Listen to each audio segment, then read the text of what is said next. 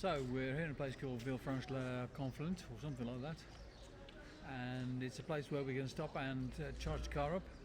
It's a slow charger, it's only going in at 6 kilowatt, but it's going to put in just enough to get us to the top of the mountain, because that's where we're headed to, a place called Les Angles, and there are chargers up there that we can use. I can pull in there and park overnight and charge up, and it's not going to cost me very much at all. The charging overnight is more or less free. I think you have to pay the €1.50 to connect to it, and then after that it's free.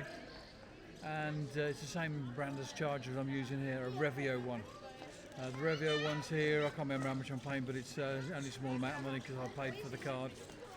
And we also stopped and charged in Figueres on the way. So left the house with 100% in the battery, and then we got to Figueres, it's had about 73% left in there, and pulled it up to 90%, and continuing on. I thought I might stop in Perpignan. In Perpignan there's a fast charge there I'd like to have tried, but we decided to not bother going towards the centre. There's a shopping centre there at Auchan, and we're going to thinking about going in there and just trying the charger out and get another rapid charge before moving on to the rest of the journey.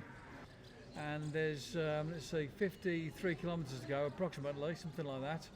And then the battery is telling me I've got about 83 left, and I probably could have done with it on that charge probably, but we're going up a hill. There's a bit of wind against us as well, so it's a chance that we could have been a bit tight on the juice going up there. The last bit of the journey is going downhill, so the last few kilometres wouldn't have made a difference. I'd have been putting juice back into the battery rather than taking it out, but it's kind of nice to stop and get some juice in there and just have that sort of moment where you think, oh, we've got plenty in there, lovely. So anyway, this is the story of my trip up to Les Angles in my Nissan 2018 Leaf, which has got a 40 kilowatt hour battery, and she's called Rosie. So this is the charger, and it's one of the chargers where you have to put the card underneath a little hole at the bottom there, and it flips the door open, and then when you've got the door open you can stick your plug in there and you can get charged up. Okay, so here we are at another Reveo charging station, and wouldn't you believe it, but I thought I'd have enough to get to our destination after our last stop. It's charging for 45 minutes. It's only a slow charger, but it put 10% in the battery, and I thought, oh, that looks good. And it looked like there was 20 kilometres more than I needed to get to the place, but we were going climbing quite a mountain there, and it got to a place called Mont Luis, and I thought, you know what, I'm going to have to stop. I kind of wonder if I'd just kept going, I might have actually sort of made it. You know, I might have got the situation where I got the turtle mode, or the bit where you get two dashes on the screen, but I didn't want to risk it. So we pulled into this place here. We're going to have to stop here for about half an hour or so to get enough juice into the car to do the last bit, and just makes life interesting, doesn't it? This place is something called Forchats something. Now, what's this place called again? Saint Pere des Forchats. So just charging now, and I'm going to stay here for a few minutes while it's putting some electrons back into the battery. And when we get into Les Angles, there's two chargers there, and both of them I'll be able to use for free overnight and get the battery back up to 100%. Just had a walk out to the edge of the town just to see what's out here, and there's not much. Some nice looking buildings, sort of mountain style buildings, and there's a strange wooden sort of structure type building as well with a big sort of antenna on the top of it. And so we left here, went up to Perpignan, turned left at Perpignan, went up towards the mountains, and we had a sort of little bit of disasters and stuff, you know. If I was doing it again, probably what I'd do is I'd probably put more juice in when I was at Figueres, because I stayed there just for 15 minutes, maybe 20 minutes, and I brought it up to like what I thought was reasonable, 80% of the battery. And then we carried on and we stopped at the Villefranche de Conflent, and again I should have stayed there a little bit longer. I only really needed to stay another sort of 10 minutes there, maybe 15 minutes, and I'd have brought it up sufficient that I wouldn't have had to do that sort of final stop when I was up at Mont Luis at the top of the mountain there. And I was thinking, oh my goodness, I'm not going to make it as far as Les Angles with the battery that I've got left. once I got back onto the road again and actually drove from Mont Luis up to where we're staying in Les Angles, it really wasn't that far. I could have made it, I'm sure, without having to stop. And that stop in this place, Pere del Forchats, it was a real pain in the rear end. Because for a start off, I used the app for Reveo to start the charger, which meant I had to use the app to stop it. And that meant that it wasn't working. It just wouldn't stop. I kept pressing the button to stop it, and it kept saying pending. And in the end, I just got fed up and stuff. And in the end, well, what I had to do was I had to ring up the help desk. And we got through the help desk, and it says, press number 1 if you want help in English. So press number 1, and then we got a girl there who didn't know any English at all. So that was a bit of a pain in the arse as well. But she kept asking us for the, instead of asking my name, right, and like my membership number for Reveo, she was saying, whereabouts are you? Give me the postcode for where you are. And so we had to go looking through one of the phones to find the postcode, and she was getting it wrong, and maybe this postcode that covers the whole area or something, and whatever, it wasn't given the right one anyway. So in the end, she got it right, and she was able to switch the charger off and then switch it back on again. We saw the lights going off and then coming back on again. And after about 30 seconds of the lights going back on, I was able to pull my cable out of the charger, which I was delighted.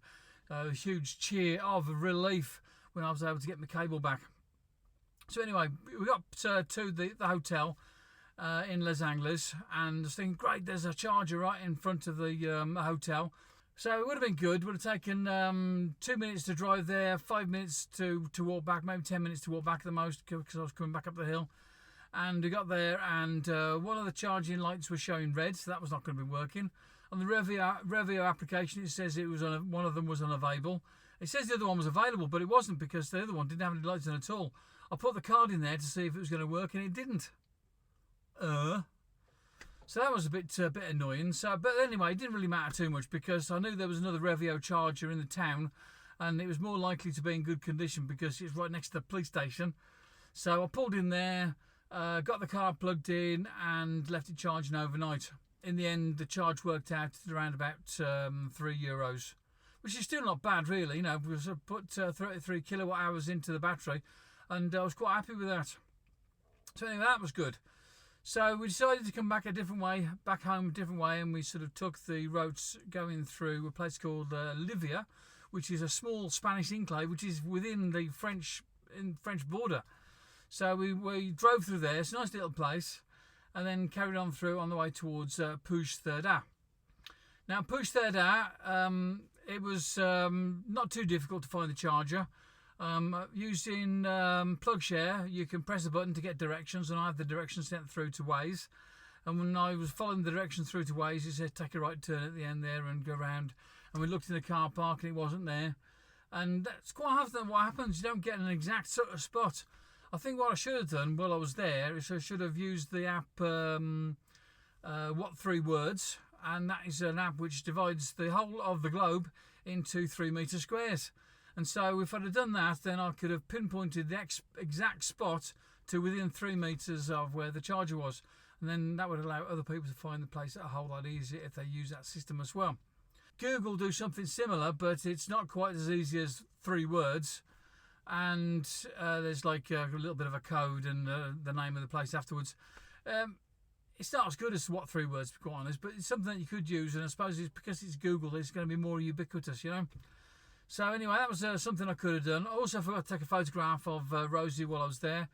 While I was there, I didn't actually need that much charge. I arrived at the charging spot with about 83% in there, but I wanted some food, so I thought, well, I'll plug it anyway. One of the charger places wasn't in use. There was 2 charging points there, 2 3-headed chargers. There was a BMW i3 at the charger that was next to the one that was free. He was charging away there, no problem, and I plugged mine in, and he got started with the Barcelona Live card. So it was another free charge, which was great. So I left it there for about 30-40 minutes, because that's how long it took me to go and have some food. I knew that the battery wasn't going to get take much in very quickly, because I was already up at 83%. And when I left, I'd got it up to 96%. So There is a possibility that if someone came back and they wanted a charge, they might have got a bit miffed because I was there and not taking much in. I'd gone past the 80%, but I needed food. It couldn't be helped, you know. So anyway, we got back into the car, and from there we was going down the mountain. And so from Puigcerdá, it actually wasn't very steep. It's not as steep as when we go down the other way, which is down towards back towards Villefranche de Conflent and towards Perpignan. Or the other one we went when we went across the top of from Villelonga, went across the top of the right across the top of the Pyrenees and down the other side. And that was like a slow, windy road, and that was really good for charging the battery up. Anyway, so we got back going down the mountain there, and I put some charge back into the battery.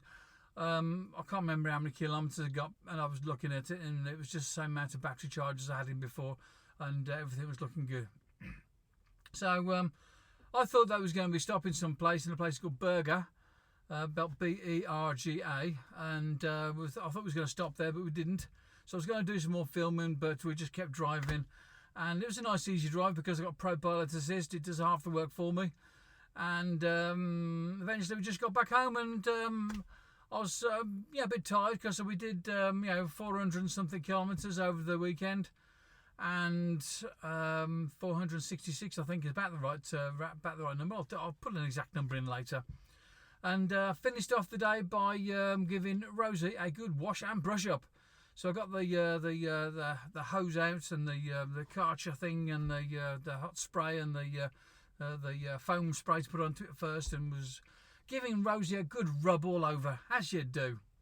And then got the drying cloth, dried it off. Fortunately, we were in a sort of a fairly shady spot, so it wasn't too much problem with the water drying and making sort of spots on there. So that's about the state of play for as it stands at the moment for my little trip out with Rosie this weekend. So talk to you again soon. Bye bye.